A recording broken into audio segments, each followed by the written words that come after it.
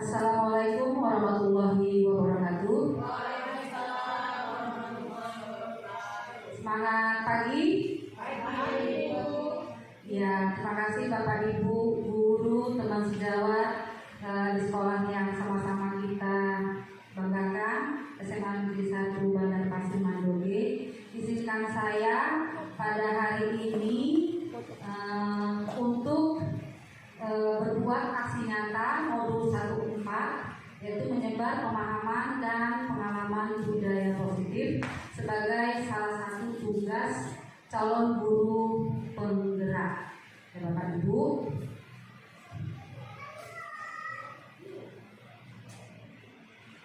selamat datang teman sejawat guru hebat.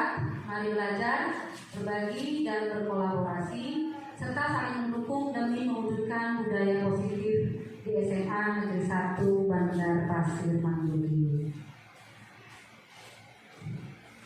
Nah, dalam modul budaya positif ini ada 6 eksplorasi konsep yang sama-sama kita harus pahami, ya Bapak Ibu, baik kita sebagai guru dan nanti kita terapkan kepada peserta didik kita, baik di lingkungan sekolah maupun nanti di lingkungan kelas masing-masing, Bapak Ibu.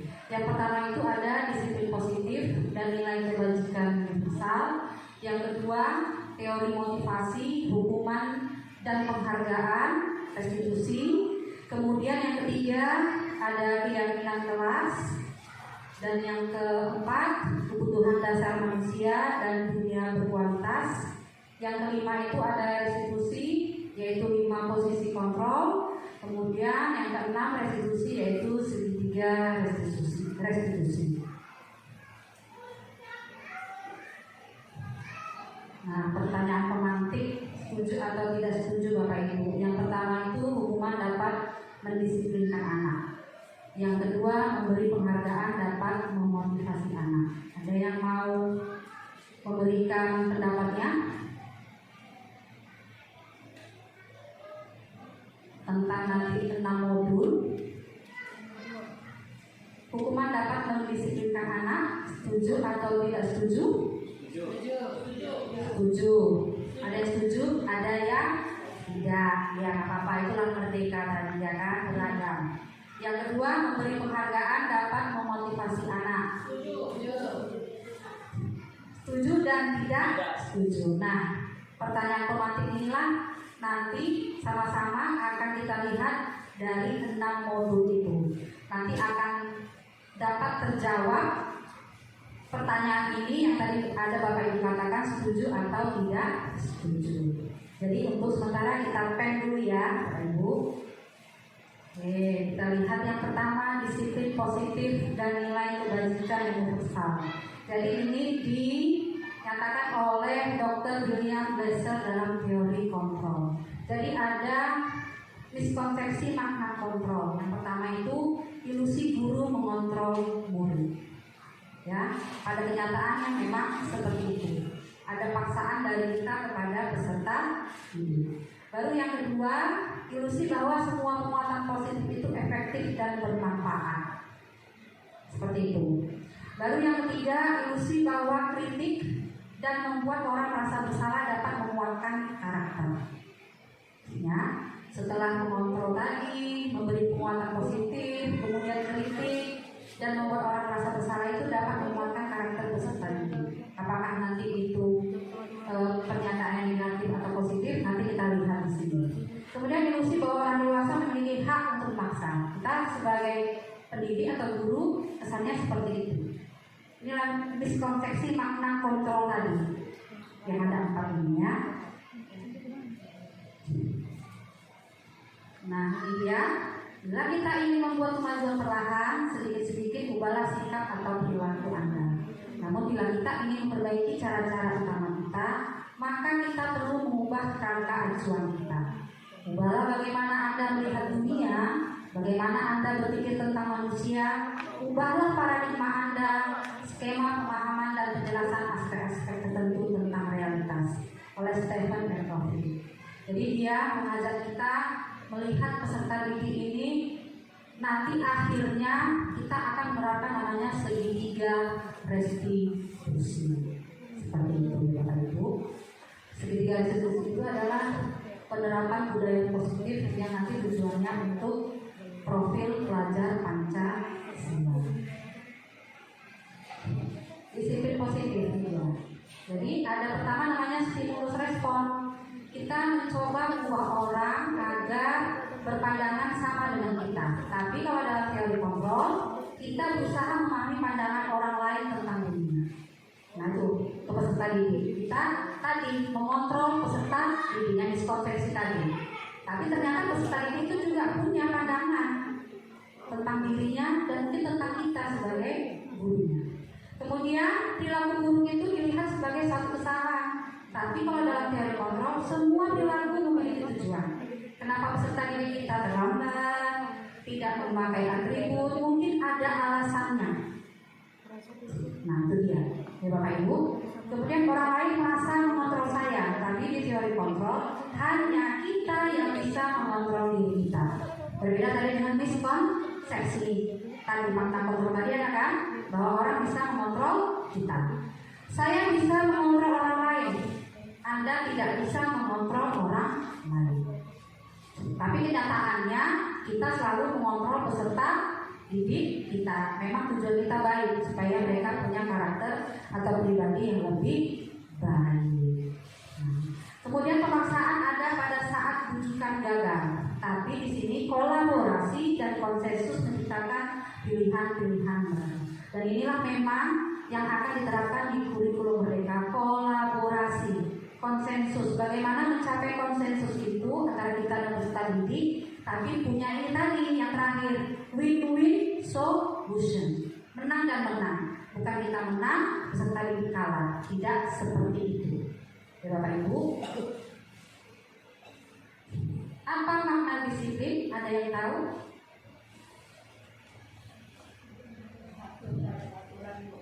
Mematuhi, yang mematuhi, menegakkan, mentaati peraturan. Nah kita lihat apa sih sebenarnya disiplin itu?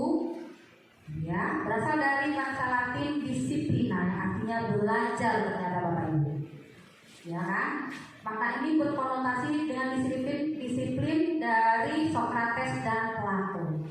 Disiplin diri membuat orang menggali potensinya menuju tujuan apa yang dia hargai. Ya, Bapak Ibu, kemudian dalam budaya kita ternyata tadi yang seperti kata oleh Ibu Fitra, Ibu Irma, sesuatu yang dilakukan seorang pada orang lain untuk mendapatkan kepatuhan, ketaatan. Cenderung disiplin itu ketidaknyamanan, bukan dengan apa yang kita hargai atau pencapaian tujuan mulia. Itu makna pertama kita. Nanti kita lihat apakah nanti Bapak Ibu akan berubah melihat makna disiplinnya. Oke, nah ini dia. Nilai-nilai kebajikan adalah sifat positif manusia yang merupakan tujuan mulia yang ingin dicapai setiap individu. Nilai tersebut bersifat universal dari lintas bahasa, suku bangsa, agama maupun latar belakang. Jadi dalam filosofi Ki Hajar Dewantara, kita sebagai pendidik itu adalah menuntun peserta didik. Jadi kalau sering kita berkata bahwa anak-anak itu lari seperti kertas putih, itu ternyata salah. Mereka punya garis samar-samar dan kitalah yang akan menebalkannya.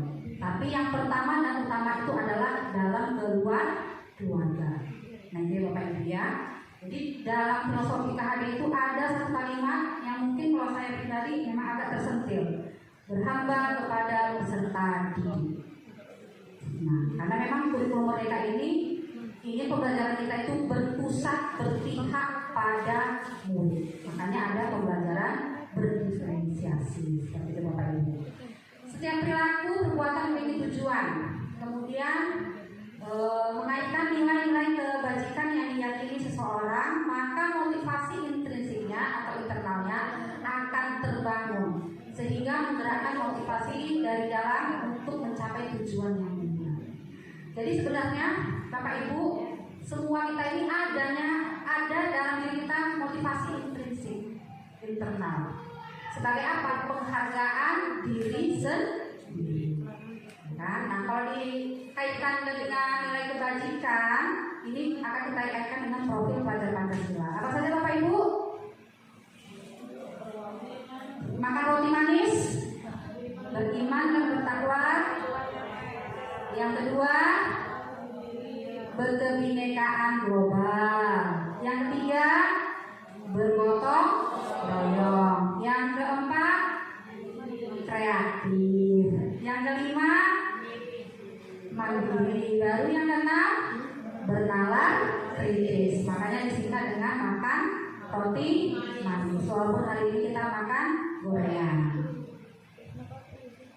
Jadi Bapak Ibu ya. Nah yang kedua, teori motivasi, hukuman, dan penghargaan institusi. Ada 3 motivasi perilaku manusia menurut Diane Gosling. Ini dia.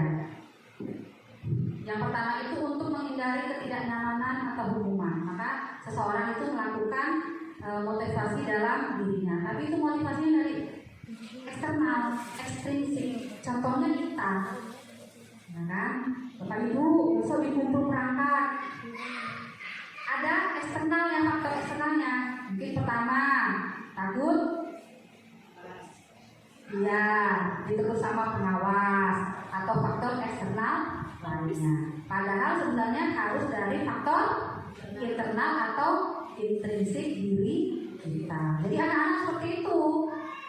Ya kan, kenapa dia buat PR? Kita harus tahu juga eksternal atau internal. Ya kan?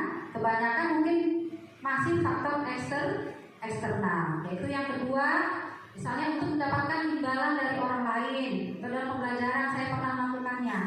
Kalau bisa menjawab pertanyaan ibu, akan ibu kasih uang goceng. Jadi karena faktor itu anak-anak mau menjawab. Bukan karena dia memang itu harus dijawab dari dalam dirinya. Ini dia, untuk menghargai diri sendiri. Saya akan menjadi orang yang seperti apabila saya melakukannya. Nah, seperti itu. Oke Bapak Ibu. Selanjutnya, hukuman, penghargaan, dan restitusi. Apa itu restitusi?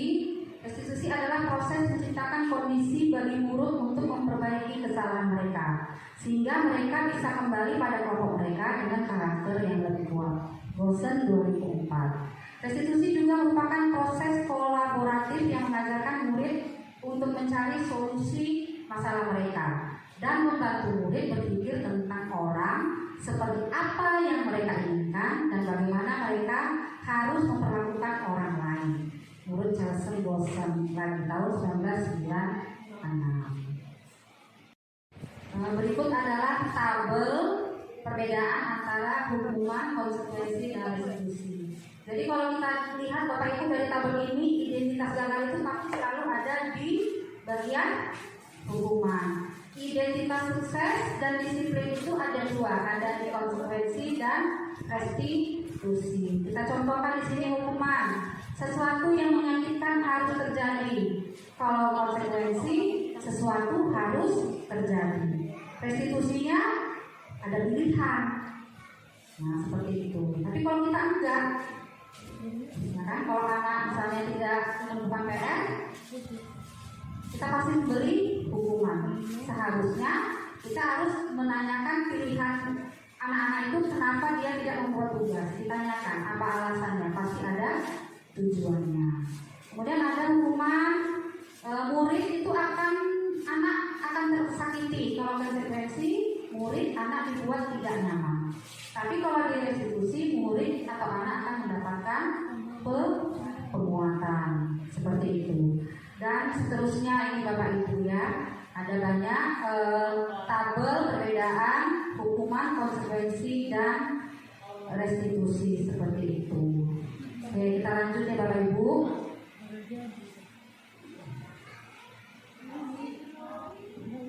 Oke, kita lihat perbedaan hukuman dan restitusi dan konsekuensi. Mencatat 100 kali di dalam buku kalimat, saya tidak akan terlambat lagi karena terlambat ke sekolah. Hukuman atau konsekuensi? Hukuman atau konsekuensi? Hukuman. Oke. Lalu yang kedua, lari mengelilingi lapangan basket 2 kali. Iya, hukuman. Murid diminta untuk push up 15 kali. Hukuman. Menggantikan kertas tugas teman yang telah dicoret-coret. Iya. Membersihkan tumpahan air di meja tulis. Konsekuensi. Murid disuruh mengenakan sepatu seharian di sekolah karena tidak mengenakan sepatu hitam. Konsekuensi. Lari mengelilingi lapangan basket karena terlambat 10 menit untuk pelajaran PJOK.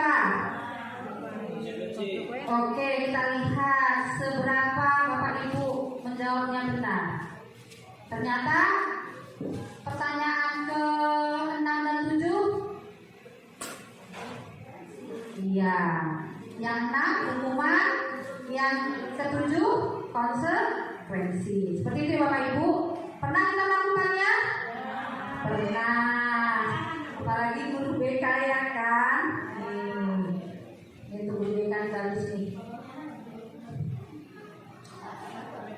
Nah, restitusi adalah sebuah pendekatan untuk menciptakan disiplin positif. Kita lihat Bapak Ibu. Ada 9 ciri restitusi. Yang pertama bukan untuk menembus kesalahan, namun untuk belajar dari kesalahan. Baru yang kedua memperbaiki hubungan. Tawaran bukan paksaan. Itu restitusi. Kemudian menuntun melihat ke dalam diri anak atau peserta didik kita. Karena tadi ada tawaran, kan? Belajar dari kesalahan. Kemudian mencari kebetulan dasar yang mendasari tindakan. Kenapa mereka melakukan kesalahan itu? Baru restitusi diri adalah cara yang paling baik di antara tadi hukuman dan konsekuensi. Ya. Kemudian fokus pada karakter bukan tindakan. Karena tadi ada apa? Ada untuk memperbaiki hubungan, belajar dari kesalahan. Jadi anak itu akan punya karakter yang lebih baik. Kemudian fokus pada solusi. Kalau selama ini Bapak Ibu pernah nggak pengalamannya ketika anak berbuat salah menawarkan solusi? Ada yang punya pengalaman? Ada. Ada juga yang masih dengan model lama. Nah itu sebenarnya sudah bagus Bapak Ibu lakukan kalau menawarkan solusi kepada anak-anak ketika melakukan tindakan atau pelanggaran. Restitusi mengembalikan murid yang berbuat salah pada kelompoknya. Kembali lagi mereka akan berbuat baik seperti itu. Nah Bapak Ibu, pertanyaan masuk. Apakah Bapak Ibu tahu perbedaan peraturan dan keyakinan kelas? Ada yang bisa jawab? Kita masuk modul selanjutnya ini, peraturan keyakinan kelas. Ada yang bisa membedakannya? Julia? Peraturan? Oh ya, patuhi pemaksaan berarti kan? Bu Fitra, kalau keyakinan? Kurang paham. Ada yang tahu keyakinan? Kenapa kita pakai helm? Karena untuk mematuhi peraturan, untuk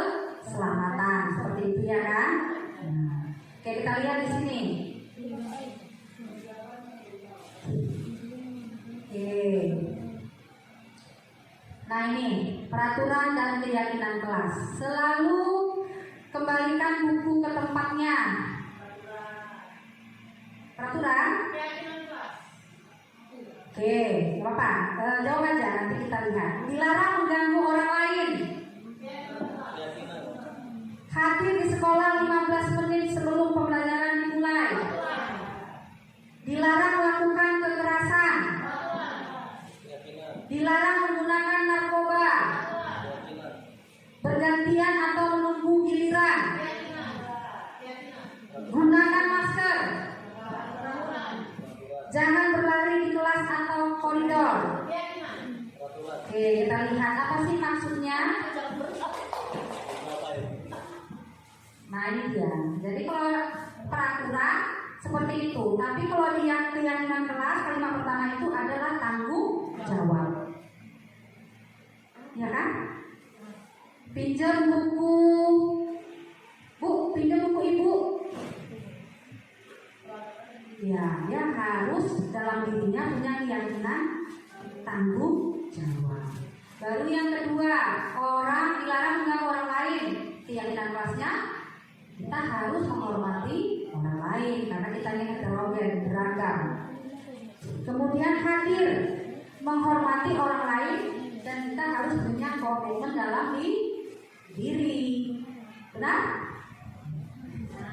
Dilarang melakukan kekerasan, keselamatan, menghormati orang lain. Jadi kalau ada di kelas-kelas itu yang suka iya tadi, berarti dia belum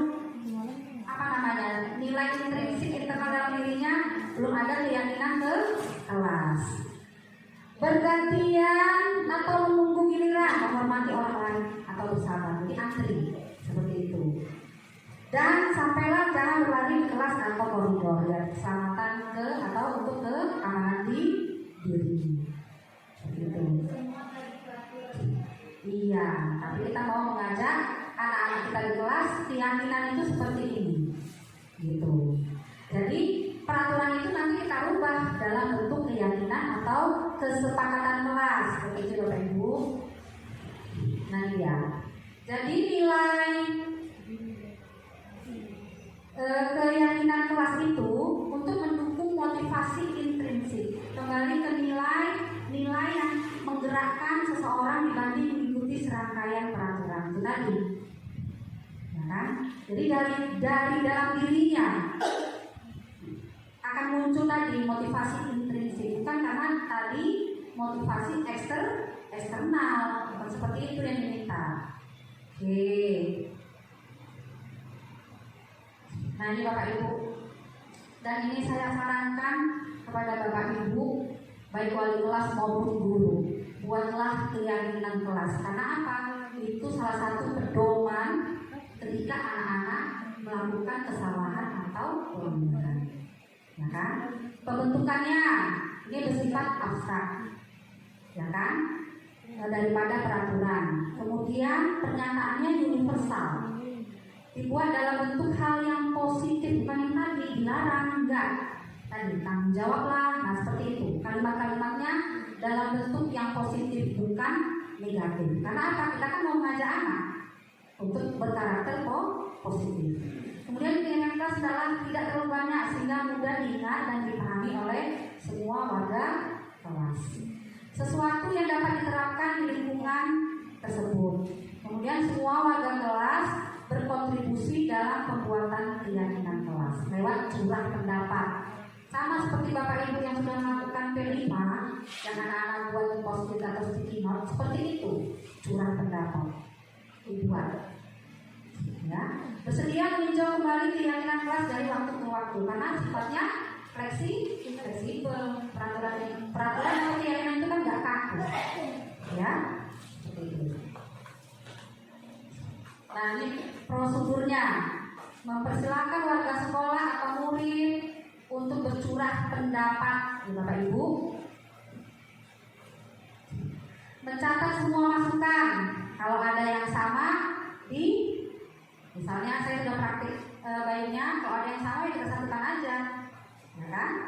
Lalu susunlah keyakinan kelas sesuai prosedur dalam bentuk kalimat positif. tinjau kembali yang sudah dicatat, kemudian tinjau ulang secara bersama-sama. Baru setelah keyakinan kelas dibuat, semua warga dipersilakan tinjau ulang, menyetujui dan menandatangani. Baru setelah itu keyakinannya dilekatkan di kelas masing-masing. Bu, jadi banyak dong keyakinan kelasnya di kelas kita. Ya banyak. Itu salah satu bentuk literasi kelas.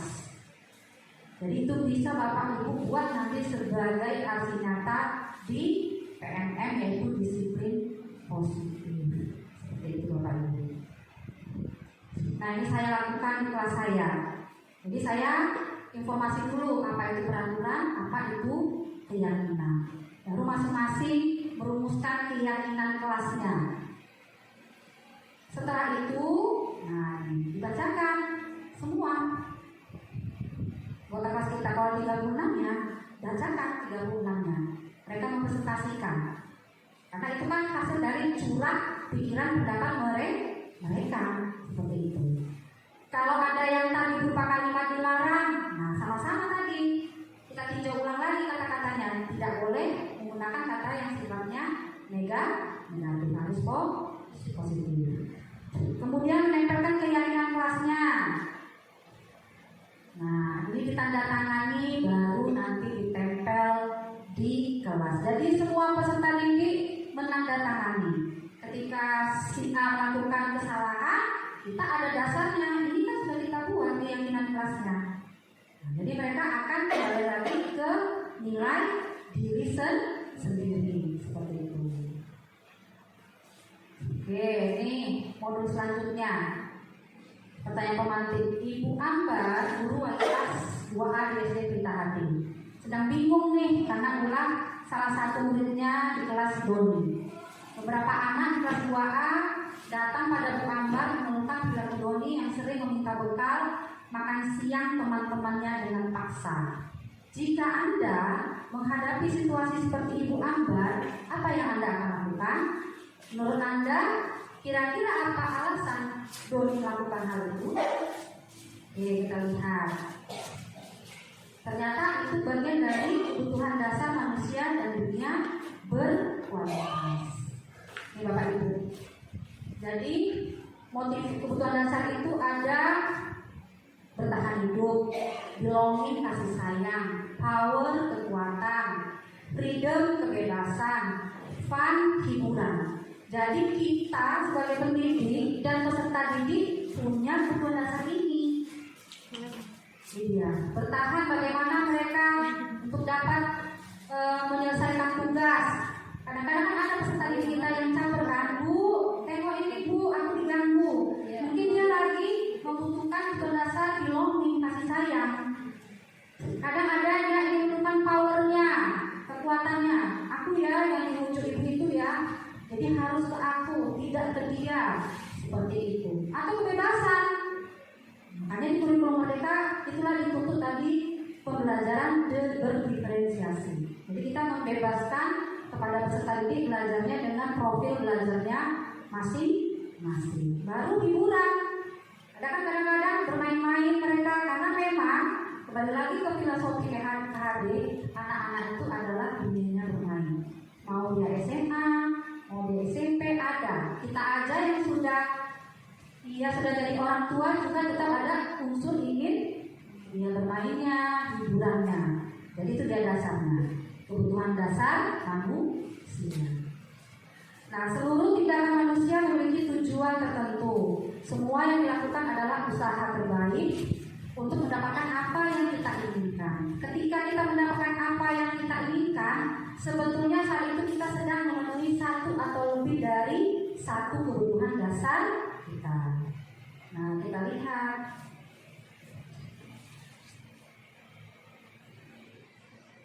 Ketika murid melakukan perbuatan yang bertentangan dengan nilai-nilai kebajikan atau melanggar peraturan, ini sebenarnya dilakukan karena mereka gagal memenuhi kebutuhan dasar mereka. Ya kan? Ada suka mengganggu, itu dia. Ada sesuatu di 5 kebutuhan dasar itu tidak terpenuhi. Nah, kita lihat di sini, di Doni tadi, ya kan?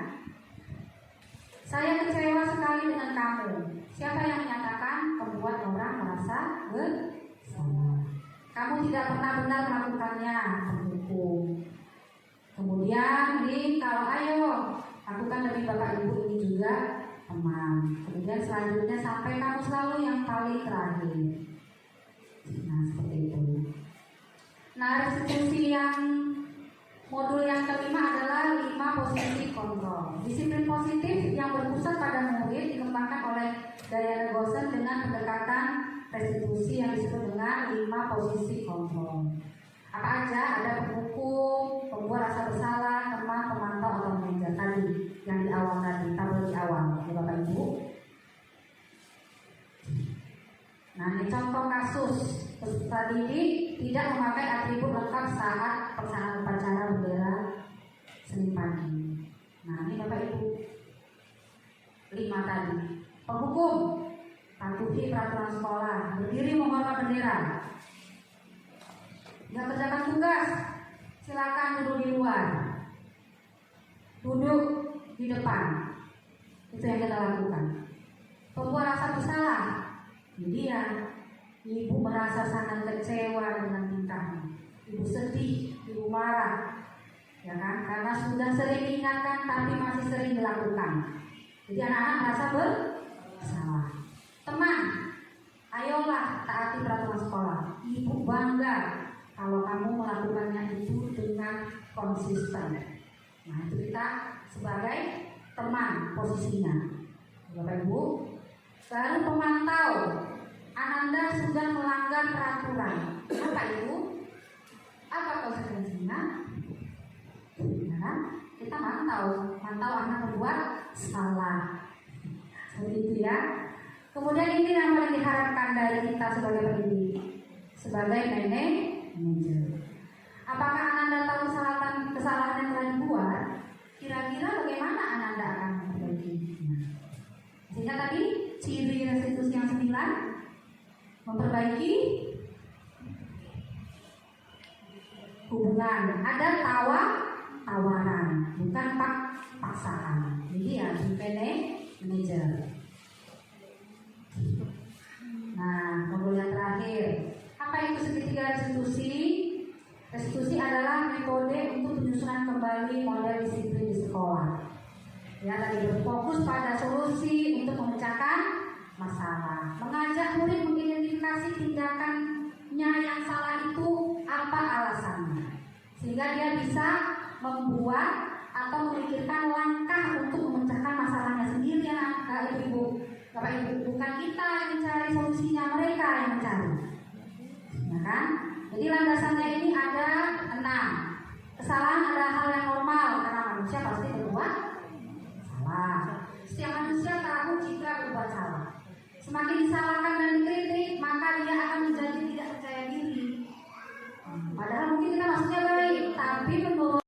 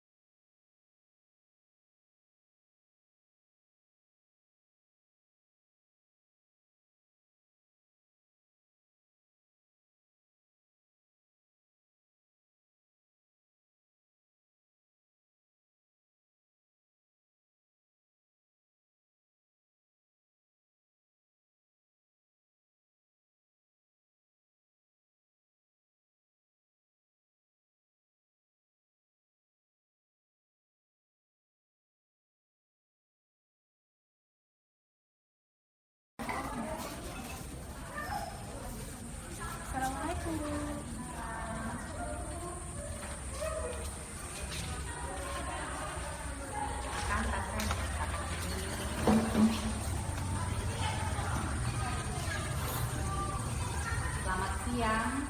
Selamat Intan. Siang Bu, kabar baik. Tahu nggak kenapa dipanggil siang ini? Kurang tahu Bu.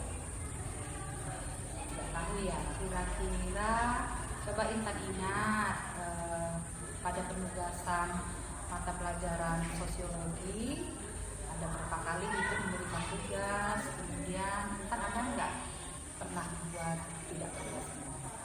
Iya Bu, ada 2 kali. Intan tahu itu salah? Iya Bu, yang waktu itu. Jadi itu tidak sesuai dengan kesepakatan atau keyakinan kelas yang sudah kita buat. Karena setiap tugas harus ditentukan tepat waktu sebagai bahan penilaian hasil belajar Intan. Iya Bu, saya lupa Bu. Ya sudah, Ibu juga dulu pernah buat kesalahan seperti itu lama mengerjakan tugas. Tapi ada alasan mengapa tidak mengerjakannya atau melalaikannya. Coba ceritakan pada Ibu alasan apa Intan sehingga tidak melaksanakan tugas seperti yang sudah kita sepakati. Saya tidak dapat mengerjakan tugas karena saya membantu ibu jualan di rumah. Oh gitu. Jualan di rumah atau ikut ke pasar? Jualan di rumah Bu, dari pagi sampai sore. Kalau pulang sekolah, kami dapat tugas menjaga warung. Kira-kira Intan tahu nggak kerugian apa kalau tidak mengerjakan tugas atau ada keuntungan ketika membantu ibu jualan di rumah? Iya Bu, saya tidak mendapatkan nilai dan saya ketinggalan pelajaran. Saya tidak dapat apa-apa, saya hanya membantu orang tua. Berarti Intan sadar bahwa tindakannya itu adalah tidak sesuai dengan keyakinan atau kesepakatan kelas yang sudah kita buat kan? Iya Bu, saya sadar sudah melanggar keyakinan kelas kita. Untuk itu, saya akan berusaha memperbaikinya. Oke lah. Syukur. Lalu apa upaya yang bisa Intan lakukan untuk kedepannya agar kesalahan itu tidak terulang lagi? Pernah nggak cerita sama orang tua kalau di sekolah itu ada tugas-tugas dari guru-guru yang harus diselesaikan? Tidak pernah Bu. Yang bisa saya lakukan, pertama-tama saya akan menanya sama teman-teman tentang tugas-tugas saya. Lalu saya akan minta waktu ke orang tua untuk mengerjakan tugas saya. Oke, baiklah. Berarti Intan kesimpulannya hari ini sudah menyadari kesalahan yang telah dibuat. Kemudian menemukan solusi untuk mengatasinya. Ibu yakin kamu bisa memperbaiki diri dan mempunyai komitmen ke depannya untuk menjadi lebih baik dan tidak mengulangi kesalahan seperti ini lagi. Perbaiki diri dengan niat dari diri sendiri, bukan atas dasar panggilan dari manusia. Baik Bu, saya siap. Terima kasih Bu. Terima kasih kembali Intan. Silakan boleh kembali pulang ke rumah ya. Laksanakan praktek untuk pemecahan masalah saya dengan cara yang dilaksanakan oleh Ibu Mona. Saya merasa cukup dihargai, tidak merasa dihakimi. Saya diminta untuk mencari solusi untuk permasalahan saya sendiri tanpa dimarahi oleh Ibu Mona. Terima kasih. Demikian Bapak Ibu tadi video penerapan segitiga restitusi yang saya praktikkan sebagai aksi nyata dari modul 1-4 Bapak Ibu. Nah, inilah yang kita harapkan bersama-sama Bapak Ibu dalam penerapan budaya positif. Hendaknya guru memiliki standar kepribadian profesional dan sosial yang baik, di mana guru berefleksi pada posisi kontrolnya saat ini, yaitu sebagai among, tepatnya posisi manajer yang menuntut murid menjadi pribadi yang mandiri, merdeka, dan bertanggung jawab. Mudah-mudahan bisa kita praktikkan di kelas kita masing-masing Bapak Ibu dan untuk di lingkungan sekolah kita. Terima kasih atas partisipasi Bapak Ibu. Kemudian kita menjadi guru yang didudukan oleh peserta didiknya. Saya akhiri dengan wabillahi taufiq wal hidayah. Wassalamualaikum warahmatullahi wabarakatuh. Terima kasih Bapak Ibu.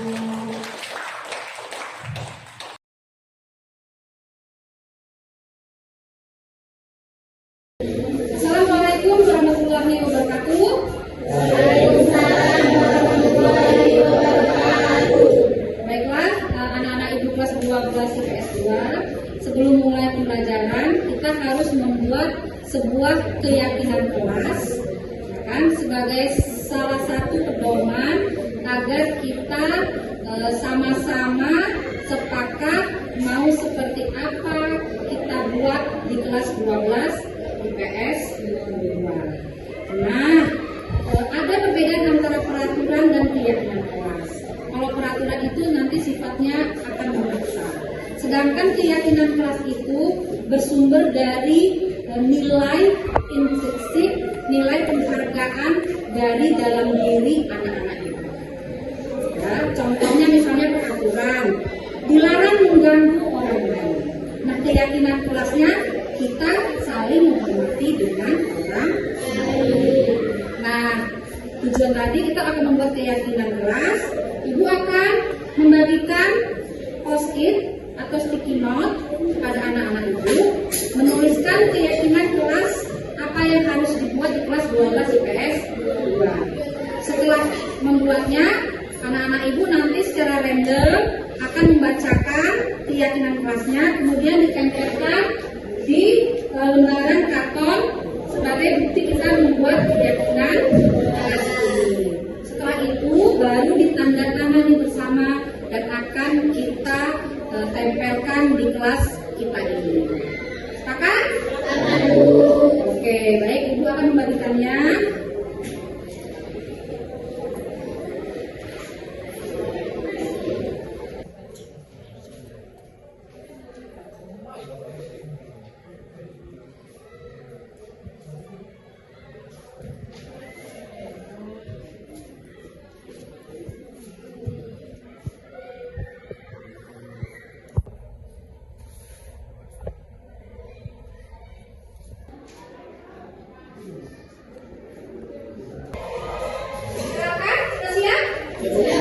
Oke, silakan dibacakan hasil tulisan keyakinan kelas yang anak-anak buat. Setelah dibacakan, silakan tempel di karton keyakinan kelas 12 IPS. Ayo semua maju.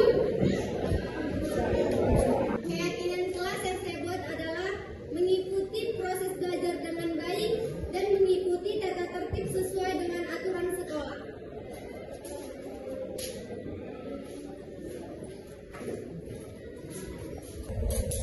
Keyakinan kelas saya adalah mengerjakan tugas dengan baik dan jujur.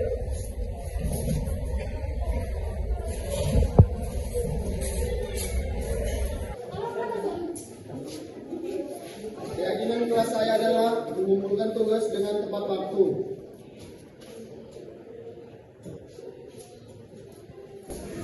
Keyakinan kelas saya adalah mendengarkan penjelasan guru dan prestasi teman dengan baik.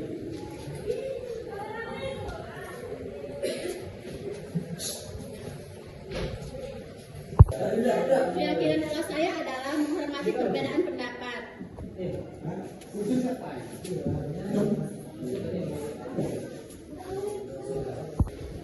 Keyakinan kelas saya adalah menjaga kebersihan kelas.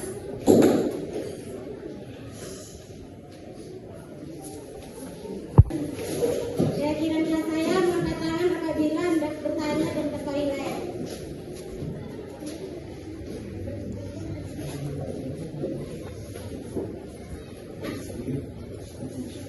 Keyakinan kelas yang saya buat adalah siap bekerja sama dan berkolaborasi dengan teman apabila terdapat tugas kerja kelompok.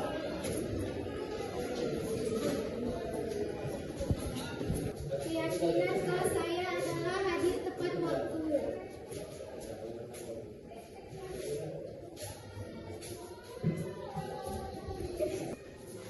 Keyakinan kelas saya adalah berdoa sebelum dan sesudah kegiatan belajar.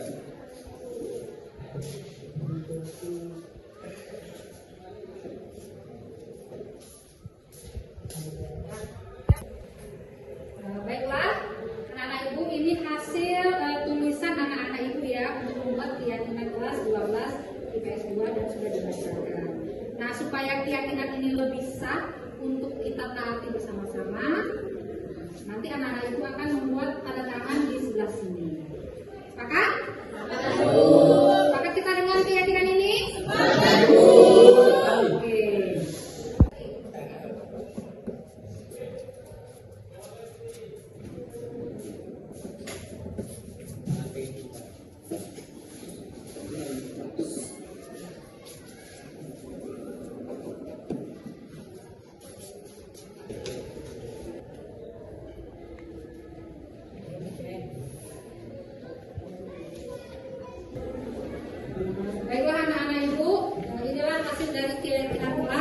12 IPS 2 yang sama-sama sudah kita sepakati dan mudah-mudahan juga sama-sama kita patuhi secara bersama-sama.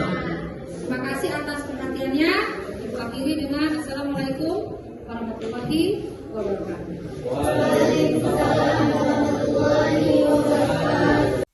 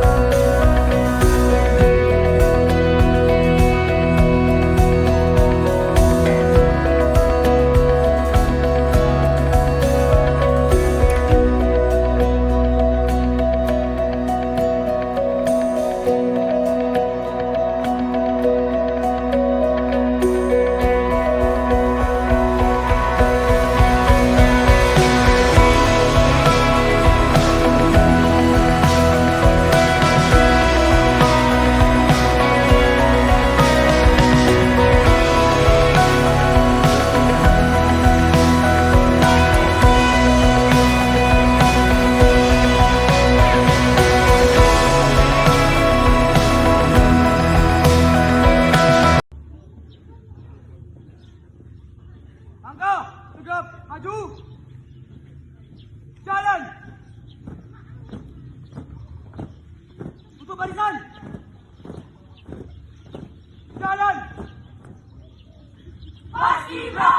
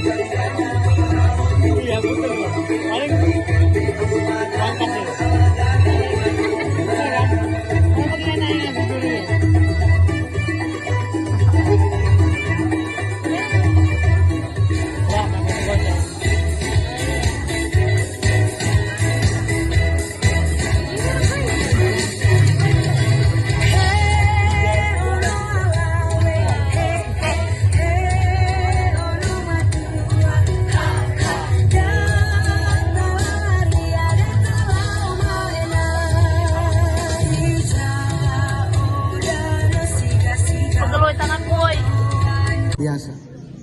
Di Inggris itu luar biasa perkembangan Islam. Meski negara itu tidak mengatur bahwa agama itu menjadi acuan. Nah, ironisnya di bumi Indonesia, yang agama menjadi landasan spiritual. Bahkan agama itu dimasukkan pada sila pertama, ketuhanan yang Maha Esa.